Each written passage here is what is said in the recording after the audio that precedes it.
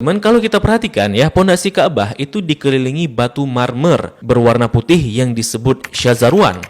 Fungsinya untuk menahan pondasi Ka'bah agar tidak rubuh atau terkikis karena dahulu daerah area Ka'bah berpasir dan terkadang berbanjir. Maka dikhawatirkan hal itu akan merobohkan Ka'bah. Oleh karenanya dibuatkanlah syazarwan ini untuk menopang pondasinya oleh orang-orang Arab dahulu. Untuk era sekarang, syazarwan ini juga berfungsi untuk menghindari adanya jamaah yang terjepit di dinding Ka'bah ketika haji. Nah, di dekat pintu Ka'bah, masih di area Syazarwan, kita akan melihat sebuah tanda berupa 8 buah batu mewah. Ini disebut dengan area Mi'jan, merupakan lokasi di mana Nabi Ibrahim dan Nabi Ismail mengadon tanah liat untuk membangun Ka'bah. Begitu pula, ini merupakan lokasi favorit Rasulullah SAW serta tempat di mana Jibril mengajarkan salat kepada Nabi Muhammad SAW.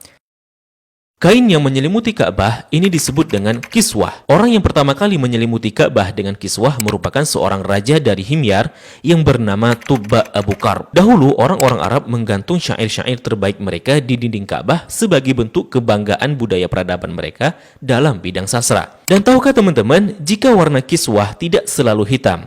Pada awalnya berwarna putih bergaris merah dari Yaman, kemudian menjadi putih, menjadi merah, kuning, hijau, dan yang terakhir hitam hingga sekarang.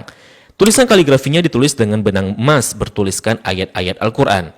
Kiswah juga memiliki kain dalaman berwarna putih yang disebut bithana kiswah untuk meresap panas dari dinding Ka'bah. Biasanya kain kiswah diganti pada tanggal 9 Dzulhijjah dan bekasnya dipotong-potong untuk dihadiahkan kepada orang-orang tertentu. Nah, dari pintu Ka'bah, di sebelah kiri pojok Ka'bah tersimpan Hajar Aswad di dalam sebuah cangkang berwarna perak. Pintu Ka'bah sendiri berjarak 2 meter dari lantai. Pada awalnya teman-teman, pintunya sejajar dengan lantai.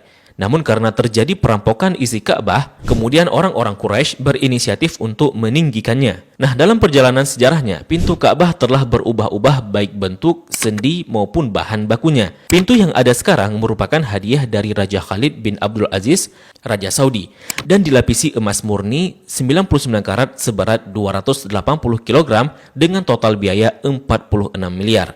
Dan itu dana dari tabungan Raja Khalid sendiri. Nah, pintu ini memiliki kunci dengan desain klasik dan secara turun-temurun sejak dahulu kala dipegang oleh keluarga keturunan Qusay bin Kilab bin Murrah. Dan pintu ini hanya dibuka 2 kali selama setahun, yakni pada awal bulan Sya'ban dan awal bulan Zulhijjah untuk dibersihkan. Dan untuk memasukinya diperlukan tangga portable. Dalam Ka'bah sendiri tidak memiliki lampu, sehingga ketika memasuki Ka'bah maka akan diterangi dengan penerangan dari luar.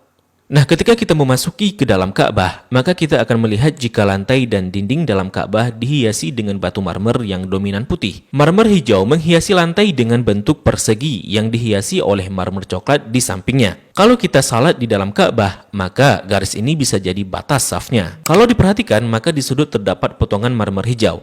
Ini sebagai tanda bahwa Rasulullah SAW melakukan salat di tempat ini saat memasuki Ka'bah. Begitu juga di bagian pojok dan dindingnya dihiasi 1, 2, 3 marmer hijau. Di bagian atas juga terlihat ada beberapa buah saluran udara yang didesain sedemikian rupa. Jika kita mengadah ke langit, maka kita akan melihat jika langit-langit Ka'bah dihiasi dengan kiswah berwarna hijau. Jika diperhatikan, maka terdapat tulisan Ya Manan yang artinya Maha Pemberi. Kemudian di bawahnya sebelah kanan bertuliskan Ya Dzal Jalali yang artinya yang memiliki keagungan. Lalu di sampingnya bertuliskan Wal Ikrami yang artinya yang memiliki kemuliaan. Di bawahnya tertulis penggalan surah Al-Baqarah ayat 144 yang berbunyi Qad nara taqalluba wajhika fis samai falanuwalliyannaka qiblatan tardaha fawalli wajhaka syatral masjidil haram. Kemudian di tengahnya bertuliskan kalimat tauhid La ilaha illallah Muhammadur Rasulullah. Dilanjutkan di bawahnya bertuliskan surah Ali Imran ayat 96 dengan bunyi Inna awwala baitin wudi'a lin-nasi lalladzi bi Bakkata mubarakan wa hudan lil alamin. Kalimat ini tertulis berulang-ulang hingga memenuhi dinding atas dan langit-langit Ka'bah. Di bagian atas terlihat jika langit-langit Ka'bah ada 3 penyangga yang kemudian ditopang oleh 3 tiang dari kayu dengan diameter 44 cm dengan jarak antara tiang 2 meter sekian. Tiang ini dihiasi dengan 6 hiasan cincin terbuat dari emas.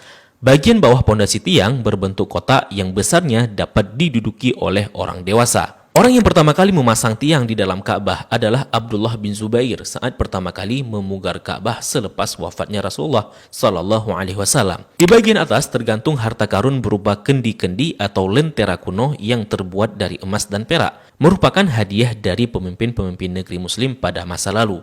Kalau ditanya kenapa kendi-kendi ini masih digantung, ini merupakan tradisi yang sudah ada sejak masa silam. Nah, di bawahnya, tepatnya di antara tiang, terlihat sebuah meja heksagonal berwarna putih dengan atasannya dihiasi marmer hijau. Memiliki kabinet penyimpanan dengan 2 pintu dan 4 engsel. Memiliki 2 pegangan.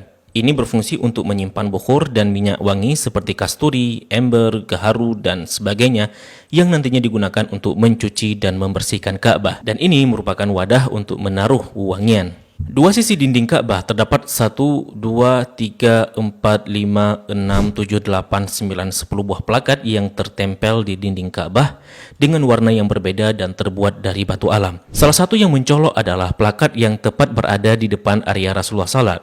Plakat ini berisi kaligrafi dengan style kufik murabba yang tertulis La ilaha illallah Muhammadar Rasulullah. Selain itu juga ada plakat lain yang berisi maklumat mengenai renovasi Ka'bah oleh Raja Khalid bin Abdul Aziz. Sepertinya plakat lain juga berupa maklumat renovasi Ka'bah oleh pemimpin-pemimpin Muslim sebelumnya.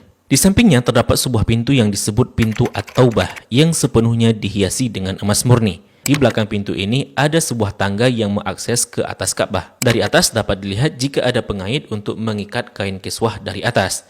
Dan bahkan kita bisa juga salat di atas Ka'bah. Jika Ka'bah tidak diselimuti kiswah, maka penampakannya akan seperti ini. Nah, kiswah Ka'bah akan diganti setahun sekali dan harganya mencapai 50 miliar dengan berat 650 kg. Kiswah juga berfungsi untuk menghindari dinding Ka'bah dari keretakan akibat panas matahari. Nah, inilah gambaran dari Ka'bah dan apa-apa saja yang ada di dalam Ka'bah.